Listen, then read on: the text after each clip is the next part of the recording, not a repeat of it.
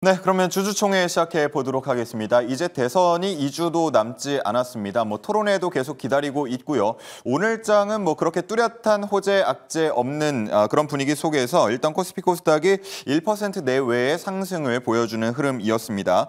외국인 그리고 기관의 쌍끌이 매수가 양시장에서 모두 들어왔는데요. 자, 그 안에서 우리는 어떤 투자 전략을 짜야 할지 오늘 흥태윤 팀과 함께 이야기 나눠보겠습니다. 김흥태, 김태윤 매니저 두 분 모시겠습니다. 안녕하십니까? 네, 안녕하세요. 네. 자, 오늘장 코스피 0.91%, 코스닥 1.13% 상승했는데 각 섹터별로 보면은 또 오른 종목들 그리고 개별 종목으로 보자면 상한가를 기록한 종목들 이런 종목들도 많았습니다. 우리 김태윤 매니저님 어떤 부분 주목하셨습니까? 네, 요즘에 제가 나름 밀고 있는 거 있잖아요. 위자료. 네, 이 위자료가 이제 위성통신하고 자율주행 로봇 쪽에서 순환매 흐름들을 놓치면 안 된다 이렇게 계속해서 좀 강조를 드리고 있는 상황이고 한 가지 더 업종을 본다면은 이제 제가 위자료 조바라고 해서 이제 제약바이오 이거를 말씀을 좀 드렸었는데, 그러니까 요즘 이제 시장 자체가 뭔가 우리가 경기도 지금 안 좋아지고 있고 둔화되고 있고 또 지수도 저점 대비 이제 많이 올라오다 보니까 전체적으로 지수가 이제 약간 상방이 좀 막힌다라는 느낌을 계속해서 받고 있습니다. 오늘도 마찬가지고 어제도 마찬가지였는데 오전에는 좀 흐름이 좀 나름대로 올라가려다가 전강 후 약의 모습을 좀 보여주고 있거든요.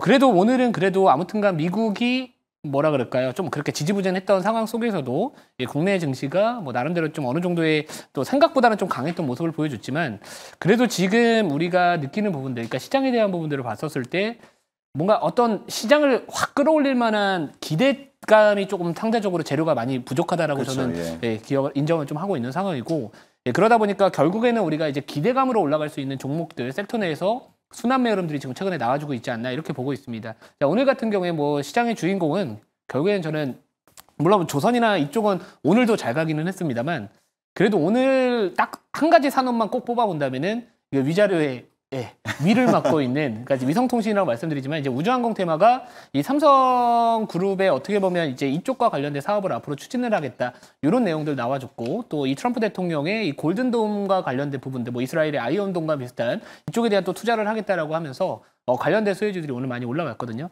결국에는 지금은 우리가 어떤 실적 기반으로 이제 올라가는 기업들 이런 산업보다는 오히려 성장성에 대한 기대감이 반영될 수 있는 그런 섹터 내에서 당분간 순환매 흐름들이 나오지 않을까 이렇게 정리해 보도록 하겠습니다. 네, 좋습니다. 자, 새롭게 미는 이제 신조어입니다. 위자료, 조바. 그래서 조바는 이제 제약바이오를 조금 변형해서 만든 거고. 억지로 제가 했습니다. 여러 가지 이렇게 좀 주목하고 있는 섹터를 말씀을 해주셨는데 우리 김영태 매니저님 오늘장 한 줄 평 듣기 전에 이 위자료 조바에 대해서 어떻게 생각하시는지 궁금하네요. 위자료 안 내는 걸 다행으로 생각하십시오.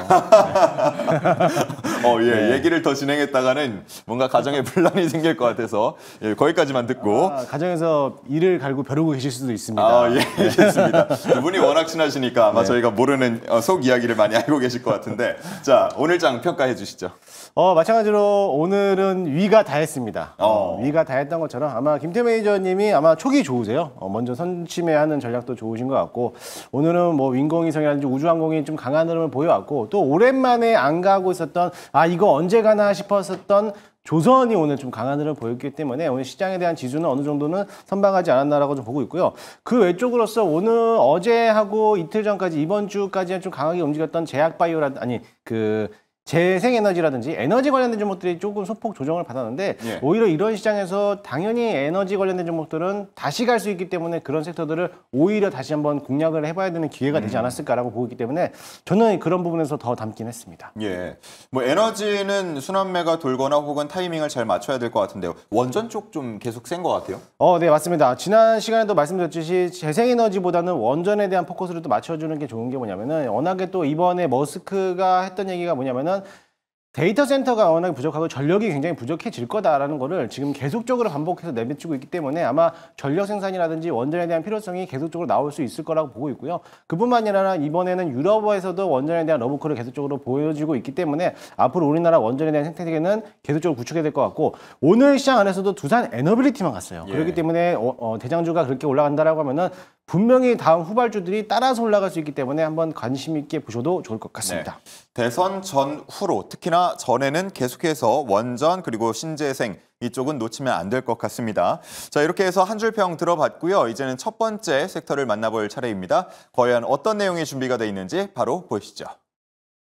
안녕하세요. 이주연입니다. 오늘의 유망 섹터와 이에 대한 투자자들의 반응을 살펴보는 댓글 모음집 시간인데요. 오늘 첫 번째로 주목해야 할 섹터는요. 이 위자료 조바 중에 하나죠. 제약 바이오입니다. 이에 대한 투자자들의 의견 하나씩 만나보도록 하겠습니다. 첫 번째 댓글입니다. 조선도 잘가, 건설도 잘가, 바이오도 잘가, 오늘 국장 든든하구만 이라고 남겨주셨는데요. 오늘 양대 지수가 모두 상승 마감했고요. 제약 바이오는 저가 매수의 매력 속에 반등하는 모습 보여줬습니다. 두 번째 댓글입니다. FDA가 삼바 실사 나왔다는데 주가 보면 시비 걸러온 건 아닌 듯이라고 남겨주셨습니다. 미국 FDA가 이 삼성 바이오로직스의 생산 시설에 대한 이 실사를 나왔다는 소식이 전해졌죠. 이 삼성 바이오로직스 측은 고객과 관련된 문제이기 때문에 내용을 밝힐 수 없다라고 말을 했는데요. 이런 가운데 삼성 바이오로직스 오늘 7% 상승하며 강세를 보여줬습니다. 이런 걸로 봤을 땐 악재로 작용하진 않았다라는 댓글 남겨주셨습니다. 이게 코로나여 각설이여 죽지도 않고 왜 자꾸 돌아오는데 라고 남겨주셨는데요. 아시아권을 중심으로 코로나가 재확산 우려가 나오고 있습니다. 이런 가운데 코로나 관련주 오늘 좋은 흐름 보여줬죠. 특히나 백신 개발 업체인 셀리드는 상한가를 기록했고요. 또 진단키트 관련주인 더 바이오메드 역시 상한가 보여줬습니다. 이 코로나 관련주에 지금 공략해봐도 좋을지 잠시 후에 매니저들의 의견 들어보도록 하겠습니다. 다음 장 통해서 또 다른 목소리도 확인해 보시죠. 트럼프 약값 내리는 건 계속 가는 모양이네. 바이오시밀러 달다 달어라고 남겨주셨는데요. 트럼프 행정부가 약가 인하 행정 명령에 대한 후속 조치를 발표했습니다. 오늘 제약바이오는 이렇게 좋은 소식이 많은 것 같고요. 그 다음으로 LG가 아스코에 왜 참가하는데 미리 챙겨봐야 될 게 더 늘어나네 라고 남겨주셨습니다. 세계 3대 암학회 중인 하나인 아스코가 오는 30일부터 미국 시카고에서 열리는데요. 여기에 LG AI 연구원이 참가한다고 합니다.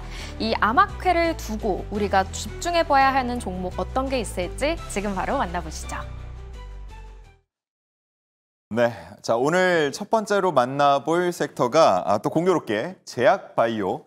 앞서서 조바에 해당하는 제약 바이오입니다. 자, 그래서 오늘 실제로 여러 가지 이슈도 있었고 움직인 종목들이 있었고 장 마감 혹은 이후에 나온 공시들도 있었기 때문에 좀 얘기를 나눠봐야 할 것 같습니다. 일단은 제약 바이오 주목해 보자. 우리 김흥태 매니저님이 얘기를 해주신 거죠?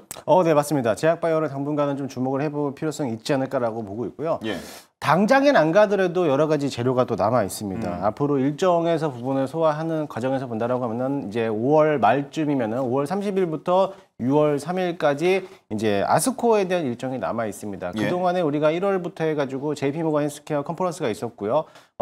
세계 3대 암학회 중에서도 4월 달에는 이제 AACR 있었고 이번에는 두 번째인 아스코가 이제 준비되어 있는데 이제 아스코에 대한 참여하는 기업들을 여러분들이 이제부터는 좀 손꼽아서 지금부터 좀 매수해서 가야 되지 않을까라고 보고 있고 그전에는 AACR에 대한 기대감들도 남아 있었던 기업들을 가지고 있다라고 하면은 뭐 아스코 일정까지도 남아야 될 거라고 보고 있습니다. 아마 3대 일정 중에서 마지막으로 하는 게 유럽 암학회잖아요. 그렇죠. 엘스모가 이제 10월 이제 중순쯤에 열리게 되는데 그 전까지에 대한 기대감, 모멘텀이 남아있기 때문에 오히려 지금 자리에서는 아스코 일정에 남아서 참여하는 기업들, 이번에는 임상 발표를 계획하거나 이번 새롭게 발표하는 기업들을 주목을 하면서 새롭게 제약바이오를 편입을 해봐도 되지 않을까라고 보고 있고 앞서 우리 위자료 줘봐라고 했잖아요. 그렇죠. 이제는 제약바이오를 좀 줘봐야 되지 않을까. 우리가 줍줍해서 좀 주머니 담아야 되지 않은 그런 시기가 되지 않을까라고 보고 있어서 오늘 제약바이오를 좀 픽을 해서 가지고 왔습니다. 네, 좋습니다. AACR이 좀 초기 임상을 주목한다 그러면 아스코 쪽은 후기 쪽이다 보니까 뭔가 좀 유의미한 데이터를 우리가 만나볼 가능성이 높고 네. 그에 따라서 뭔가 라이센스나 이런 부분에 그렇죠. 대해서 소식이 들려올 가능성이 높기 때문에 유독 더 기대감이 큰 게 아스코 2025일 텐데 자 그런데 이제 문제가 약가 얘기가 계속 나오고 있다는 말이죠. 우리 그동안 움직였던 종목들을 보면은 좀 대형 빅파마들하고 뭔가 계약 소식이 들려오거나 이럴 때마다 주가가 크게 올랐는데 네. 약가 인하가 강행되면서 이런 좀 투자나 계약 움츠러들 수 있지 않겠냐 하는 우려들이 있잖아요. 우리 제약바이오 쪽에 영향은 없을까요? 뭐 저는 우리나라 기업들 물론 이제 피해를 보는 업종들도 있고 수혜를 보는 이제 기업들도 있고 이제 피해를 보는 기업들도 있을 것 같은데 우선은 뭐 약가인화와 관련된 정책 중에서 이제 국내 이제 바이오시밀러 관련된 기업들은 그래도 반사이익을 얻을 가능성이 높다라고 보는 게 맞다라고 보고 있고요. 특히나 이제 이 바이오 기업들 중에서는 우리가 이제 그 관세와 관련된 부분들도 상대적으로 좀 자유로울 수 있으면서 이게 약가인화 정책과 관련해서 그 대상을 좀 피할 수 있는 뭐 예를 들어서 이제 이 신약의 지위를 유지할 수 있는 그런 플랫폼 기술들을 갖고 있는 기업들은 여전히 오히려 이 약가인화 정책과 관련된 부분들이 있더라도 당분간 계속해서 이 많은 비파마들이 좀 이렇게 관심을 가지지 않을까 이렇게 보고 있는 상황입니다. 뭐 실제로 최근에 이제 D&D 파마텍 같은 이 경구용 비만 치료제 관련돼서 이제 흡수율을 높일 수 있는 기술력을 갖고 있는 기업들 같은 경우에는 요 종목도 제가 이제 사실상 이 지난달부터 이제 이 경구용 비만 치료제 관련된 기업들을 꼭 주목을 하시면 좋을 것 같다라고 말씀드렸는데 결국에는 이제 많은 기업들 특히나 이제 기존에 이제 약가인화 대상으로 이제 들어갈 수 있는 그런 기업들을 보면은 결국에는 뭐 제형 변경을 하거나 그러니까 SG 제형 변경을 하거나 아니면은 경구용 비만 치료제로 가거나 아니면 또는 뭐 예를 들어서 다른 이 제형을 통해 가지고 신약 지위를 다시 한번 인정받을 수 있는 그런 플랫폼 기술을 갖고 있는 우리나라 기업들이 최근 들어서 많이 부각을 받고 있기 때문에 제가 봤었을 때 오히려 이 약가인화 정책과 관련된 부분들이 그래도 그런 기업들은 좀 살아남지 않을까 저는 그렇게 여전히 보고 있는 상황이고요. 그리고 이제 우리가 또 한 가지 주목을 해야 될 부분들이 뭐냐면은 결국에는 이 큰 틀 자체를 보면은 지금 이 미국의 뭐 1분기 GDP도 마찬가지로 역성장이었고 우리나라도 마찬가지로 올해 경제 성장률에 대한 부분들이 1%대에서 최근에 이제 0%대로 내려왔다라는 부분들을 본다면은 결국에는 이제 하반기 되면은 또 금리 인하에 대한 이 기대감이 또 올라올 시기가 저는 올 거라고 보고 있습니다. 결국에는 그런 부분들, 그러니까 매크로적인 부분들도 봤을 때도 이 하반기에 다시 한번 좀 주목을 받을 수 있는 제약바이오 섹터이기 때문에 우선은 우리가 최근에 주목하고 있는 기업들, 대표적으로 뭐 알티오젠도 마찬가지, 리가켄바이오, 뭐 ABL바이오, 아니면 뭐 최근에 이제 좀 약간 중소형주 중에서는 뭐 애플바이오 같은 경우에도 이 6월달 뭐 바이오 USA에서 이 다중항체 ADC 쪽이나 이 기술 이전 논의에 대한 이야기들도 나와줄 수 있기 때문에 결국에는 저는 이 플랫폼 기술을 갖고 있는 기업들 오히려 뭐 약간이나 정책 관련해 가지고 뭐 비파마들이 이제 앞으로 뭐 투자를 좀 더 줄이는 거 아니냐 이런 부분들도 있겠지만 저는 오히려 그게 기회가 될 수 있다. 저는 이렇게 보고 있습니다. 네, 좋습니다. 자, 우리 뭐 김웅태 매니저님에 대한 의견도 궁금합니다. 이 약가인화를 강행하는 데 있어서 우려도 있고 또 일부 뭐 셀트리온 같은 경우는 우리는 오히려 뭐 나쁘지 않다 이런 얘기를 하고 있어서 기대가 있는 종목들도 있는 것 같고요. 어떻습니까? 이게 사실상 이게 약가 인하가 된다라고 하면 사실상 국내에 대한 이제 의약품 업종들이 굉장히 또 이제 타겟을 받을 거라고 좀 보고 있는데 사실 그런 거를 좀 반대적으로 본다라고 하면은 지금 미국에서 행정명령을 내리기 전에 지금 앞서 얘기했던 게 뭐냐면은 약가 인하를 하는 데 있어서 조건이 또 있습니다. 아무래도 이제 GDP에 대한 1인당 국민 생산소득량에 따라 가지고 60% 이상에 대해서 이하가 된다라고 하면은 그게 또 제외가 되는 대상이 되는 국가가 될 수가 있는데요. 지금 미국에 있는 GDP가 1인 소득 생산이 지금 82,000달러라고 합니다. 그렇게 됐을 때 만약에 60%에 해당되는 뭐 49,000달러 정도에 대한 이제 GDP 생산이 나타난다라고 하면은 우리나라는 OECD 국가 중에서 굉장히 좀 최저 쪽에 있는 33,000달러예요. 그렇기 때문에 오히려 제외를 할 수 있다라고도 행정명령에 대해 명시를 할 수 있다라는 이제 취지를 했기 때문에 아마 이 약가 인하에 대해서 우리나라 국가가 제외가 된다라고 하면은 오히려 그때는 약가 인하 한다라도 우리는 피해가 없기 때문에 오히려 그런 쪽으로서 반사익 수혜를 받을 수 있다라고 좀 보시면 될 것 같아요. 그렇기 때문에 오히려 셀트리온 같은 경우도 직접적으로 이제 셀트리온뿐만 아니라 뭐 삼성바이오로직스라든지 이제 ODM이라든지 할 수 있는 기업들이 오히려 그럴 때는 반사익 수혜를 보는 기업들이 더 많아질 거다라고 보고 있기 때문에 특별히 크게 신경 쓰지 않으셔도 될 것 같습니다. 네, 좋습니다. 자, 그리고 뭐 잠깐 이 부분도 짚어봐야겠는데 오늘 아마 종목들 수익률 상위 종목으로 쭉 배열을 해본 분들은 아시겠지만 잊을만 하면 한 번씩 나타나는 종목들이 앞에 줄 세우기가 됐습니다. 오늘 상한가를 기록한 종목들도 있었고요. 뭐 10% 내외의 상승을 보였던 게 바로 뭐 진단키트 관련주들이었는데 코로나19에 대한 뭐 재확산 우려가 아시아를 중심으로 나오고 있습니다. 이 진단키트 벌써 입꼬리가 내려가는데 어떻게 접근해야 됩니까? 저는 뭐 사실 너무 테마성이 짙은 종목이라서 짙은 테마라서 뭐 저는 사실 매매 뭐 예를 들어서 관심도 안 갖고 있습니다. 그러니까 그냥 저는 솔직히 말씀드리면은 그냥 개인적인 바람으로 이전처럼 마스크를 써야 되는 그것만 오지 말아라. 왜냐면 이제 날씨가 오늘도 상당히 더워지고 있기 때문에 관련해서 제발 이제 마스크 그만 쓰고 싶다 이렇게 말씀 좀 드리고 싶고요. 왜냐면 저도 이제 딸을 낳고 그 마스크 쓰던 시기에 아이가 이제 어린이집을 다니다 보니까 모든 사진이 다 마스크입니다. 예. 예, 그래서 오히려 지금은 마스크보다는 머스크를 좀 봐야 되지 않을까? 예, 머스크의 행보를 보는 게 더 좋다라고 보고 있고요. 예. 물론 이제 개인적인 바람이고요. 근데 이제 대신에 이런 코로나 관련된 진단키트 관련된 종목들이나 이런 것들은 단순하게 테마로 바라보시고 그런 일이 없기를 바라는 게 현실적으로 맞지 않을까 이렇게 보고요. 그냥 트레이딩으로 자신 있는 분들을 하시고 나쁘지는 않다라고 보나 이걸 갖고서 우리가 이제 중장기적으로 투자 전략을 짜겠다라고 하는 거는 좀 맞지 않다. 저는 그렇게 보고 있습니다.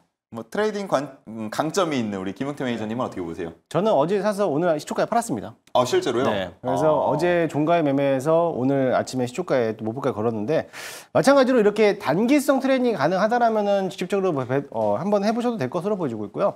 이 니파라는 이제 바이러스가 이제 우려되는데 이제 태국에서부터 다시 이제 유행이 될 거라고 또 우려가 되고 있고 또 여름철에 된다라고 하면 또 전파가 또 물을 타서 또 한번 이제 더 퍼질 수 있다라고 보고 있는데 저도 뭐 다행히 안 오는 게 낫다라고 보고 있죠. 그렇기 때문에 진단키트 관련된 종목들은 지금은 이제 과거 코로나 시절에서는 실적이 좀 많이 팔렸기 때문에 실적에 대한 모멘텀들이 있겠지만은 그 외적으로서도 실적이 꾸준하게 나올 수 있는 기업들이 있습니다. 특히나 이제 사병이 변경됐던 기업들도 있기 때문에 그 기업들이 이제 해외 미국에 대한 매출액이 규모가 좀 꾸준하게 잡혀 있는 기업들이라면은 오히려 시장에서는 조금 더 저점에서 매수할 수 있는 기회가 될 수도 있다고 보고 있고요. 저도 마찬가지로 지금은 약간 좀 단기적 트레이닝 관점으로만 접근하시면 좋겠고 이거는 이제 해프닝으로 끝날 가능성이 크기 때문에 조심할 필요성이 있다라고 먼저 말씀드리겠습니다. 네, 좋습니다. 오늘 뭐 핫했던 진단키트 관련해서도 두 분의 의견 들어봤고요. 자, 이렇게 첫 번째 섹터 이야기 마무리 종결 짓겠습니다. 두 번째는 어떤 내용 준비가 돼 있는지 지금 바로 만나보시죠.